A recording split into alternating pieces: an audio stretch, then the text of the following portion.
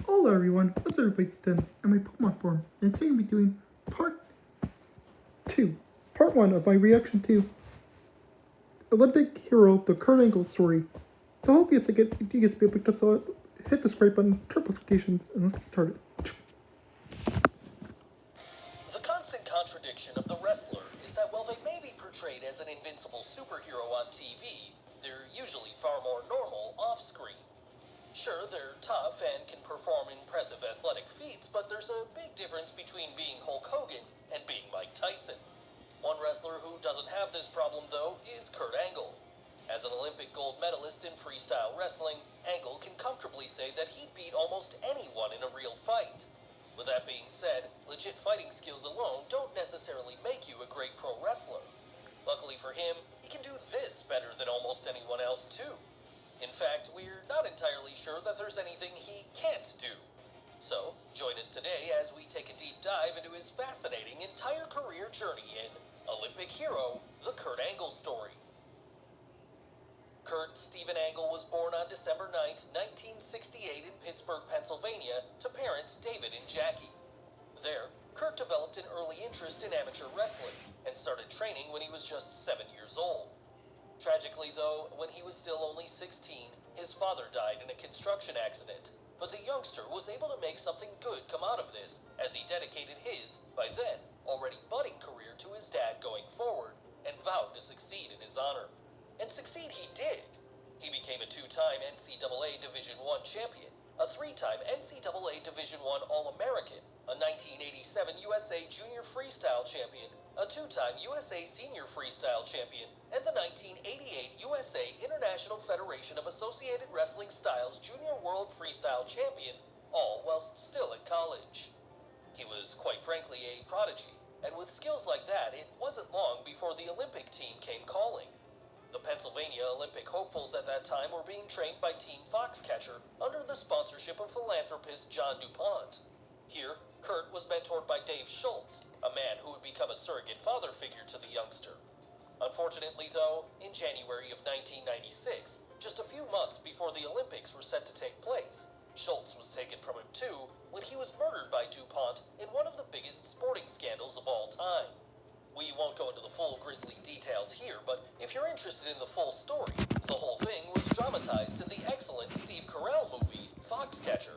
Despite this major loss, Angle continued to prepare for the upcoming games, though now as part of the newly formed Dave Schultz Wrestling Club, created as a tribute to the fallen trainer. While taking part in the Olympic trials that summer, Kurt suffered another setback when a serious neck injury almost took him out of competition altogether. Like a machine, though, he was able to power through this and ended up winning the gold medal in the heavyweight class with what was effectively a broken neck. Something which doesn't sound like it would be possible, but then this is Kurt Angle we're dealing with here. After this, he decided he was done with amateur wrestling. He had already reached the top, and the murder of Schultz had been traumatic for him, so he felt like he needed to try something new while still being able to utilize his impressive skill set. This, it turned out, came in the form of pro wrestling, as a number of different companies began courting him over the next few months. The first of these was ECW, who invited Kurt to come to one of their shows on October 26, 1996. This, however, was the night when Raven controversially crucified the Sandman after a match, leading the devout Christian Olympian to sever ties with the promotion and threaten to sue them if he was shown on the same broadcast as the stunt. ECW wasn't the only company trying to gain his favor, though. He had also been offered a contract by WWE, but initially turned this down. Overall, it appeared that while he was happy to entertain these offers, Angle had the impression that as a real fighter, pro wrestling was beneath him. This changed when he started watching Monday Night Raw in 1998 and saw what he described as world-class athletes doing very athletic things, going as far as to call his previous dismissal of wrestling misguided and stupid. Now Kurt was all in on the business, and Vince McMahon was only too happy to sign him up to a full-time contract in August 1998, at which point the future WWE champion started training under Dory Funk Jr., taking to the sport like a duck to water. As he performed all across the developmental circuit, word quickly got back to WWE higher-ups that this guy was something truly special, and by April 11th, 1999, he was already being called up to the main roster, making a victorious debut in a dark match against Brian Christopher. After finally getting a chance to see how far he had come with his own two eyes, Vince couldn't believe his luck. No one should have been this good this early, and yet Kurt was. Sure, he had been an Olympic athlete, but amateur and pro wrestling were two different beasts, and he had proven himself a natural at both, at an almost inhuman speed.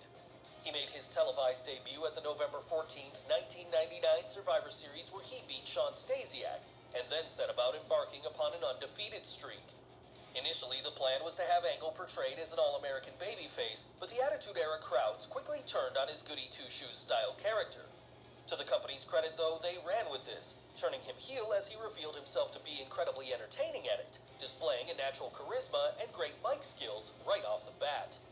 His undefeated streak continued all the way up to the 2000 Royal Rumble, where he was choked out by a debuting Taz. Angle did manage to get this decision reversed, but his first official loss would come a few weeks later anyway at the hands of The Rock. By that point, it didn't really matter though. He was already moving on to bigger things, winning both the Intercontinental and European titles in February of that same year. Later that summer, he showed he could be funny when he began aligning himself with Edge and Christian.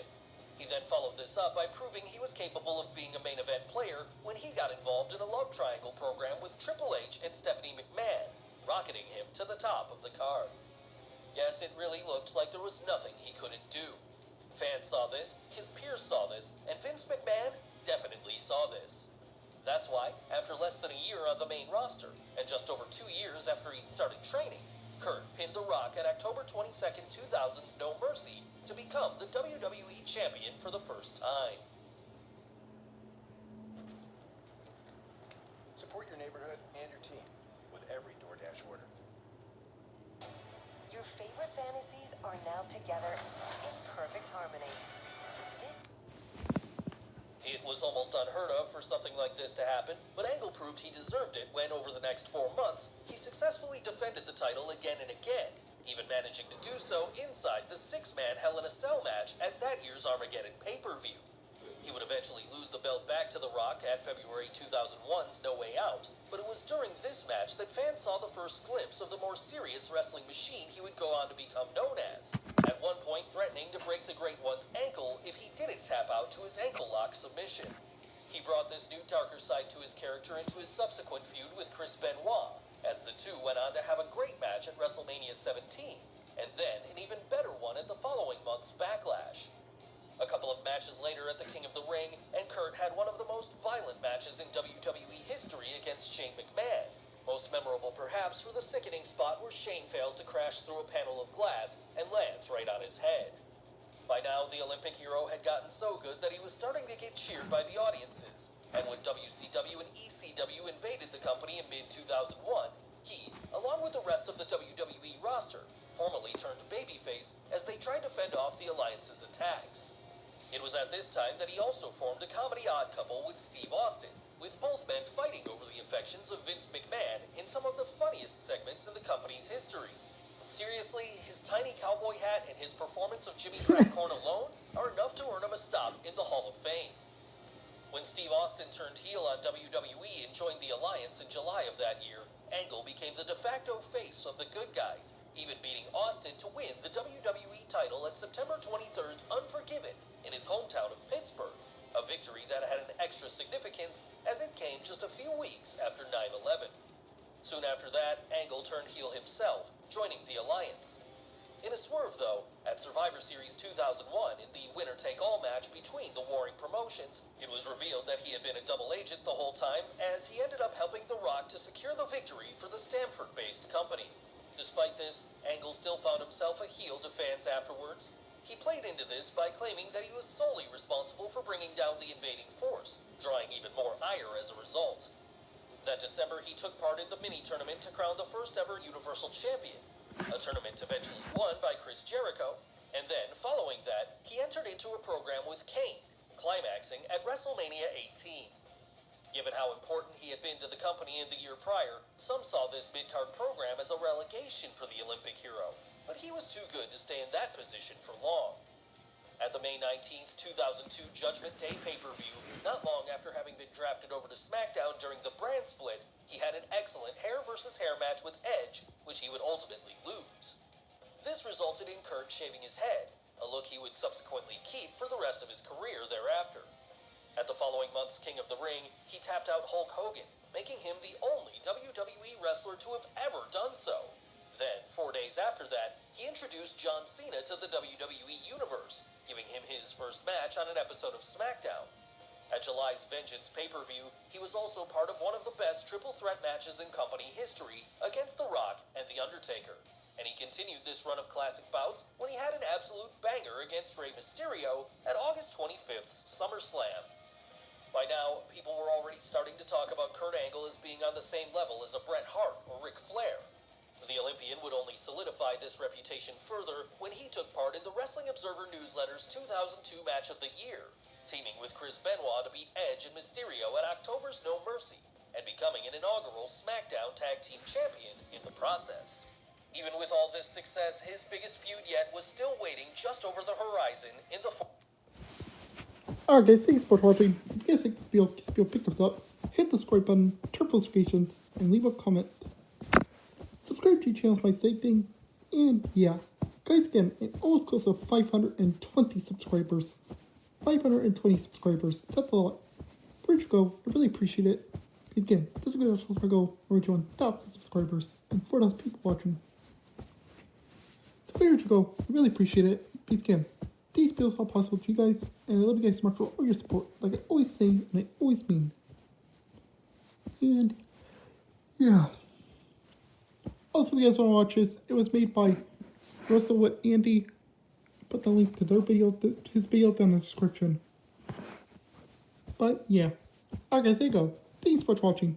Please like this video, leave a comment, subscribe for more. I'll catch you guys for tomorrow for part 2. For later, for part 2. My reaction to Olympic Hero, the Kurt Angle story. Alright guys, there you go. Goodbye, and have a good day or night.